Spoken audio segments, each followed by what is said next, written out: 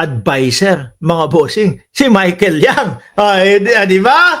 Walang makakagawa ng iba, walang ibang makakagawa ng ganun. Kung si dating Pangulong Duterte lang, di ba, Tina B? O eto po yung mga papunta ng Luneta. Tamang marcha, tamang sigaw, pero wala pong isinisigaw na bring him home.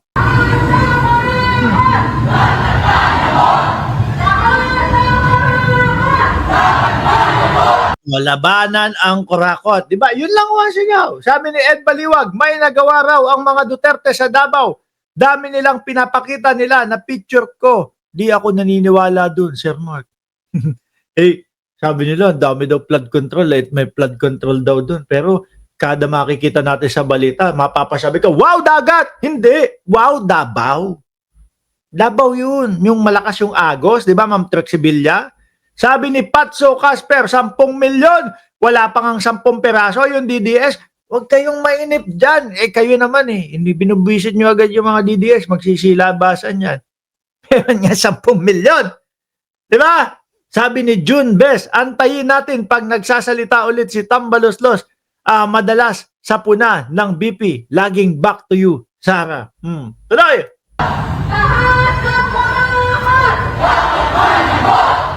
Ayan, ang dami madami yung naglalakad papunta ng Luneta ho talaga mga boss. At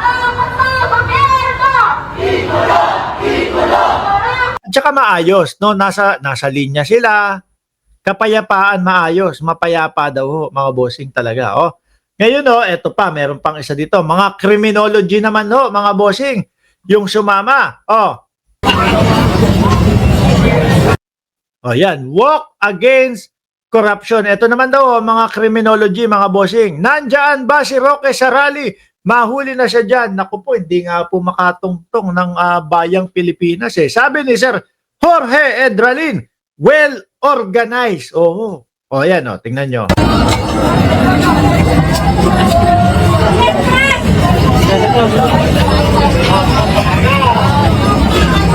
Maayos. No? At pagkatapos nila magsama-sama, alam ko may mga performer ko, mga kababayan. Kung hindi ako nagkakamali, si Vice Ganda sa Luneta po nag-aya. Yung ibang mga performer po na mga tutugtog,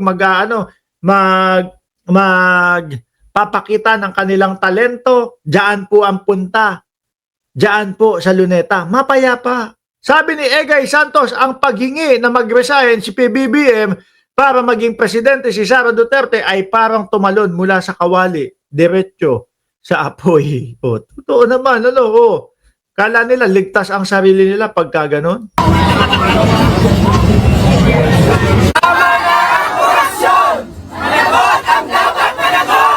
Ayan, may narinig po ba kayo? Sabi ni Blood Knight, di ito nakakatakot, promise. Totoo Trillion March po yan, dito kami. Mamaya, EDSA kami, nandoon daw sila. Ayan, mapayapa, maayos, at wala nang mga maskara-maskara, nakaputi pa.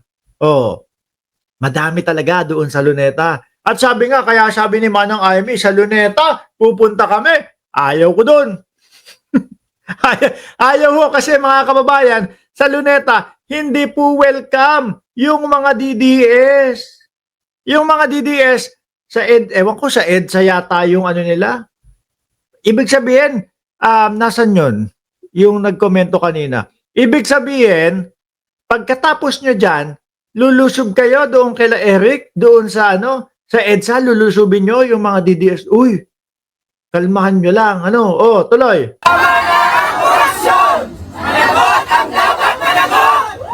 Wala talaga akong naririnig na Bongbong resign.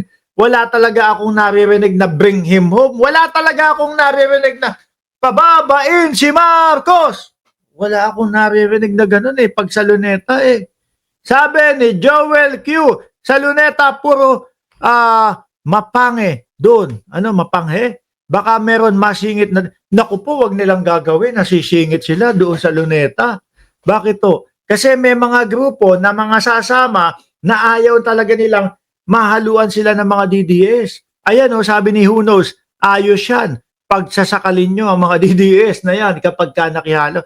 Sabi nga, totorpihin daw Pagka may sumigaw, may nagsabi dito, may taas ng karatula, bring him home, totorpihin daw nila Oh, kaya wag niyong haluan ng mga DDS yan, no?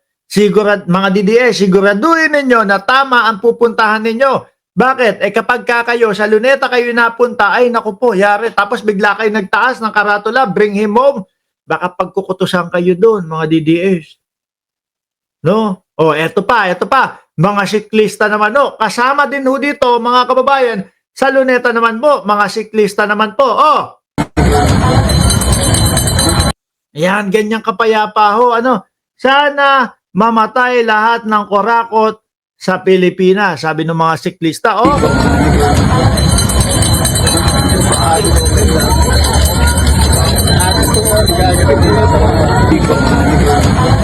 di ba?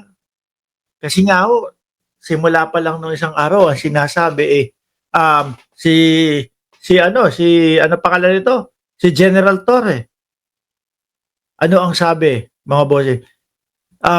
Salve kaparangan. Mark, ayusin mo naman ang clickbait mo. Nakakataas ng presyon ng dugo. Kalma lang po kayo. Mamaya, bababa po yung presyon ng dugo ninyo pag nakita nyo na po. Oh, eto.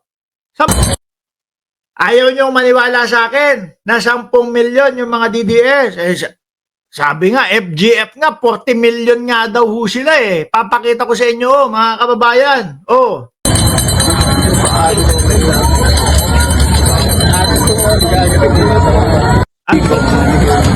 Ito ho, ipapakita ko ho sa inyo, mga kababayan, si General Torre, no? Si General Torre na nakikisama o nakikipagtulungan dito sa rally na ito, mga bossing. Pakinggan nyo si General Torre, ha? Galit na ang mga tao sa Gagalit yung mga DDS, akala nila bumaliktad na para sa kanila si Torre, yung pala hindi. Susuporta dito po kasi ano sabi ni General Bronner, ang sabi ni General Bronner, kami po ay nakikisa, no? Dahil alam po namin na ang nagpasimuno, ang nagumpisa nitong laban sa korupsyon ay wala pong iba kundi si Pangulong Bongbong Marcos. Tapos maririnig natin kay General Torre ganito. galit na ang mga tao sa korupsyon. Sawang-sawa na rin tayo sa mga panlilinlang. Bukas sa mga rally, ipakita natin ang lakas ng taong bayan at gawin natin itong maingat, responsable at mapayapa. Madami na ho sigurong kinakabahan ng mga senador, congressman, mga kontraktor, at kung ano-ano pa. Sabi ni Norm 0322, may banner ba para kay Bus Jewel at Bus Junggoy? Hindi ko ho alam. Wala pa ho akong nakikita. Ito po si General Torre, may sinasabi na susuporta siya doon. Ating tandaan, ang tunay na pagbabago ay hindi nagsisimula sa karahasan, kundi sa pagkakaisa. Kaya po mapayapa yung papuntang Luneta, mga boss. Ito po si General Nicolas Torre III, kasama nyo, laban sa korupsyon at pang-aapi. Yan, nakasuporta po din kay Pangulo. Tayo din mga kababayan, kung natsyempo na ito po ay nangyari, mga boss Chipamo, sir, na nasa Pilipinas ako, sasama ako dyan sa Luneta